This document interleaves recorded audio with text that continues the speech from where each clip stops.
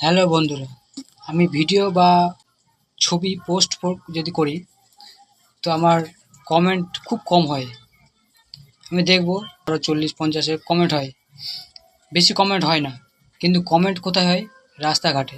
যখন আমি বের হই, বাড়ি থেকে বের হই, তখন আমাকে কমেন্ট করে, হ্যাঁ বন্ধু, খুব সুন্দর ভিডিওটা হয়েছে, এত ছবি ছাড়ছিস, খুব সুন্দর লাগছে, এভাবে কমেন্ট হয়।